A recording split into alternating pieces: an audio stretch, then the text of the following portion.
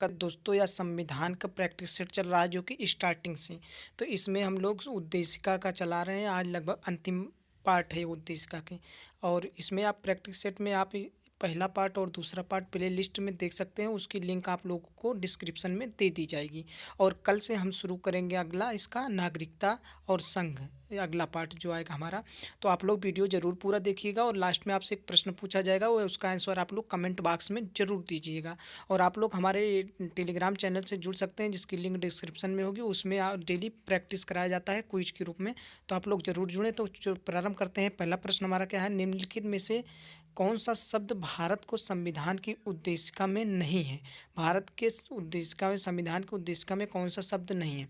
लोक कल्याण, प्रभुसत्ता संपन्न, पंथ निरपेक्ष, समाजवादी। तो आप लोग प्रैक्टिस सेट है तो इसका मतलब आप लोग मन में अपने आंसर सोच लीजिए कौन सा नहीं है इसमें से। तो मैं आंसर बता रहा हूँ, आप लोग सोच लीजिए पहले से। तो इसका उत्तर ए हो जाएगा, लोक कल्याण शब्द नहीं है। प्रभुसत्ता संपन्न भी है, पंथ निरपेक्ष भी है, समाजवादी भी, ये सब सारी चीज़ें आपकी प्रस्तावना में संविधान के हैं। चलते अगले प्रश्न की ओर। हम भारत के लोग शब्दों का प्रयोग भारतीय संविधान में कहाँ किया गया है। संविधान की प्रस्तावना में, नागरिकता में, मौलिक अधिकार में, नीति निर्देशक सिद्धांत में। तो अभी मैंने बताया आपको, उत्तर क्या हो जाएगा, संविधान की प्रस्तावना में। आपका आंसर ए हो जाएगा। चलते अगले प्रश्न की ओर।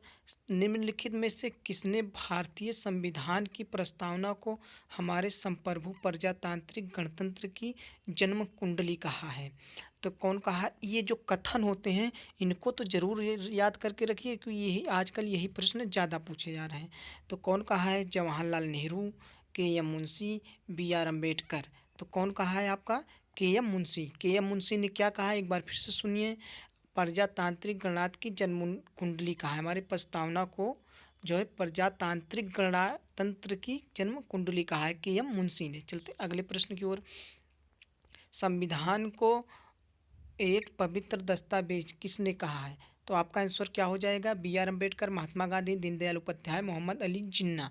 तो क्या आंसर हो जाएगा? आपका उत्तर ए हो जाएगा, बी आर अम्बेडकर ने संविधान को एक पवित्र दस्तावेज कहा है। अगला प्रश्न चलते हैं। अगला प्रश्न हमारा है, 26 नवंबर 1949 को अंगीकृत भारतीय संविधान की प्रस्तावना में शब्द सम्मिलित नहीं थे। समाजवादी, पंथ निरपेक्ष, अखंडता, गणराज्य। अधोलिखित कूटों में से सही उत्तर चुनिए।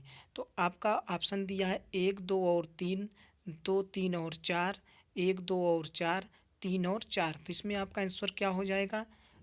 आप लोग सोच लीजिए कौन कौन सा हो जाएगा।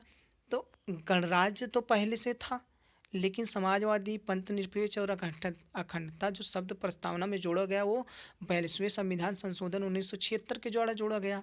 तो 1976 में जब 42वां संविधान संशोधन हुआ, तो जाहिर सी बात है 1949 की बात कर रहा है, तो 1949 तो पहले आता है, उसके बाद 76 आता है। तो यानी कि यही तीनों शब्द, पहला, दूसरा और तीसरा आपका सही हो जाएगा। यही दो तीनों शब्द नहीं जुड़े थे और गणराज्य तो पहले से था। चलते अगले प्रश्न की ओर।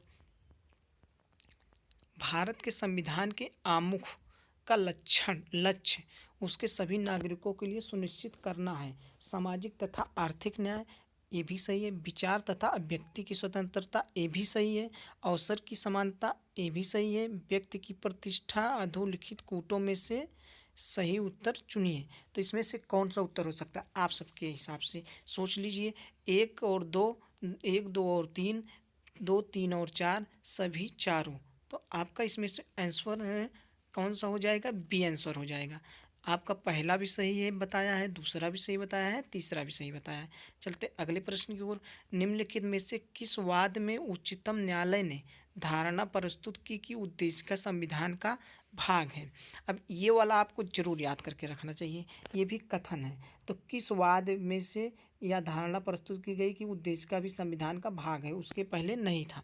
यूनियन ऑफ इंडिया बनाम डॉक्टर कोहली, बनारसी दास बनाम स्टेट ऑफ यूपी, बम्बई बनाम union of India, Malak Singh बनाम स्टेट ऑफ पंजाब। तो आपका उत्तर इसमें से क्या हो जाएगा?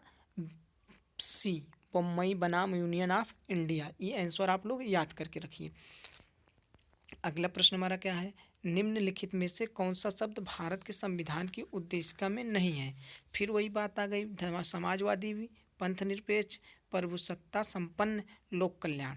तो आपका आंसर क्या हो जाएगा यहाँ पे, आप लोग मन में सोचिए, उस आंसर डी हो जाएगा। को लोक कल्याण शब्द नहीं है और बाकी ये तीनों शब्द तो है ही हैं। चलते अगले प्रश्न की ओर। संविधान के निम्नलिखित में से किस प्रावधान के अंतर्गत भारतीय संसद को नया राज्य बनाने का अधिकार है? किसके अनुसार है? अनुच्छेद 1, अनुच्छेद 2, अनुच्छेद 3, अनुच्छेद 4। तो अनुच्छेद 2 के अनुसार आपका आंसर 2 हो जाएगा, संसद को नया राज्य बनाने का, यानी कि अनुच्छेद 2 में इसे साफ साफ दिया है। अभी आगे आपको अगला प्रैक्टिस सेट जब आएगा, नागरिकता आएगा, फिर उससे इससे सब कुछ आएगा, तो उसमें आपको मिलता जाएगा। आप लोग लगातार देखते रहिए। तो अनुच्छेद 2 में यह प्रावधान किया गया है कि नए राज्यों का गठन अनुच्छेद 2 में है। चलते अगले प्रश्न की ओर। भारतीय संविधान की प्रस्तावना में समाजवादी शब्द किस संशोधन के तहत जोड़ा गया था? आ गई बात ना वहीं 42वां संशोधन, 46वां संशोधन, 44वां संशोधन, 74वां संशोधन। तो आपका आंसर ए हो जाएगा। 42वां संशोधन के द्वारा समाजवादी, पंथनिरपेक्षता और अखंडता शब्द जोड़ा गया था 1976 में। चलते अगले प्रश्न की ओर। समाजवादी तथा धर्मनिरपेक्ष शब्द संविधान की प्रस्तावना में सम्मिलित किए गए थे। वही सवाल फिर से आ गया 42वें संविधान संशोधन द्वारा। भारतीय संविधान की प्रस्तावना में निम्नलिखित में से किस स्वतंत्रता का वर्णन नहीं है? आर्थिक स्वतंत्रता, विश्वास की स्वतंत्रता, विचार प्रकट की स्वतंत्रता, विचार की स्वतंत्रता। तो आपका आंसर क्या हो जाएगा इसमें? आर्थिक स्वतंत्रता कौन सी स्वतंत्रता होती है? तो आपका आंसर ए हो जाएगा, यही नहीं है। चलते अगले प्रश्न की ओर। भारत के संविधान की उद्देशिका में कितने प्रकार के न्याय की व्यवस्था की गई है? भारत के संविधान में कितने प्रकार की न्याय की व्यवस्था की गई है?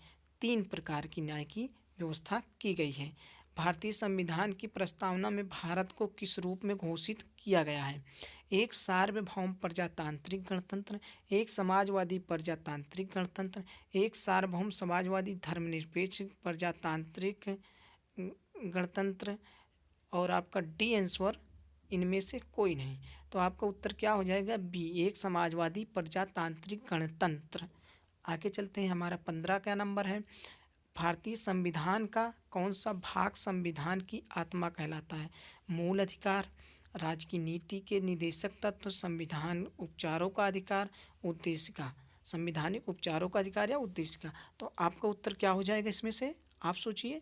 आंसर सी हो जाएगा भाई, संविधानिक उपचारों का अधिकार। अर्थात आपके द्वारा आपके जो संविधानिक तौर पे आपको अधिकार प्राप्त हुई है, अगर उसका हनन कहीं पे होता है तो उसका जो सुप्रीम कोर्ट के द्वारा आपके निवारण, आप उसके खिलाफ जा सकते हैं, तो वही संविधानिक उपचारों का अधिकार, सी। चलते अगले प्रश्न की ओर। भारत के संविधान का प्रथम अधिवेशन कब प्रारंभ हुआ? प्रथम अधिवेशन अर्थात प्रथम बैठक। आप लोग थोड़ा शब्दों का पकड़ रखिए कि प्रथम अधिवेशन कहे या प्रथम बैठक कहे, एक ही बात होती है। तो जब प्रथम बैठक बता दिया तो आप लोग तुरंत पकड़ लेंगे कि 9 दिसंबर 1946 को प्रथम बैठक हुई थी। आपका उत्तर बी सही हो जाएगा। संविधान सभा के कानूनी सलाहकार कौन थे? Doctor B R Ambedkar, doctor Rajendra Prasad, B N Rau, K M Munshi. तो आपका आंसर क्या हो जाएगा? C, B N Rau. चलते अगले प्रश्न की ओर। भारतीय संघवाद को सहकारी संघवाद किसने कहा था? G Austin, K C Wheare, sir Ivor Jennings, D D Basu. तो ये कथन वाला है, और इस प्रश्न को ऐसे ही आप लोग याद रखिएगा, भारतीय संघवाद को सहकारी संघवाद किसने कहा? तो आपका उत्तर बी सही हो जाएगा, केसी ह्यूयर। चलते अगले प्रश्न की ओर। भारत की देशी रियासतों को विलय में किन 2 व्यक्तियों ने महत्वपूर्ण भूमिका निभाई थी? अगर आपने कल का वीडियो देखा होगा तो उसमें मैंने बताया था कि भारत में कितनी रियासतें थीं? 562 रियासतें थीं, और उन रियासतों को एकीकरण मतलब इकट्ठा करने में किसने सबसे ज़्यादा भूमिका निभाई थी? ये प्रश्न आपसे पूछ रहा है। सरदार पटेल तथा जवाहरलाल नेहरू, सरदार पटेल तथा बीपी मेमन, सरदार पटेल तथा डॉक्टर राजेंद्र प्रसाद, सरदार पटेल तथा के एम मुंशी। तो आपका आंसर क्या हो जाएगा? आपका आंसर बी, सरदार पटेल तथा बीपी मेमन। चलते अगले प्रश्न की ओर। निम्नलिखित में से कौन सा एक सत्य है? भारतीय संविधान में मूल अधिकारों को शामिल करने के लिए नेहरू रिपोर्ट 1928 ने समर्थन किया था। ये कौन सी नेहरू रिपोर्ट है? जवाहरलाल नेहरू रिपोर्ट नहीं है, ये मोतीलाल नेहरू रिपोर्ट की बात कर रहा है। नेहरू रिपोर्ट जब भी नाम ले तो आप लोग मोतीलाल नेहरू रिपोर्ट माना करिए, 1928 की बात है ये। भारत सरकार अधिनियम 1935 ने मूल अधिकारों को प्रश्रय दिया था। अगस्त प्रस्ताव 1940 में मूल अधिकार शामिल किए गए थे। क्रिप्स मिशन 1942 में मूल अधिकारों को प्राश्रय दिया था। तो आपका आंसर क्या हो जाएगा इसमें? ए सही हो जाएगा, केवल ए सही है बस। 1928 ने समर्थन दिया था नेहरू रिपोर्ट ने। चलते अगले प्रश्न की ओर। दोस्तों आज 20 ही प्रश्न था। आप लोग सपोर्ट करिए, थोड़ा वीडियो को शेयर करिए। अभी हमारे सब्सक्राइबर कम है, और सब्सक्राइबर हो जाएं तो लाइव आने का कंडीशन पूरी हो जाए तो मैं उस पर आपको लाइव में लेक्चर के सहित बोर्ड पर समझाने का प्रयास करूंगा एक बेहतर आसान भाषा में। तो आप लोग जरूर यूट्यूब चैनल को सब्सक्राइब करके सपोर्ट करिए, लाइक करिए और शेयर करिए। तो आज का प्रश्न है, राष्ट्रपति को अध्यादेश जारी करने की शक्ति किस अधिनियम के द्वारा दी गई? अगर आप वीडियो पिछला देखे होंगे तो उसमें इस प्रश्न को दिया गया था, और उसका आंसर आप लोग जरूर दे सकते हैं।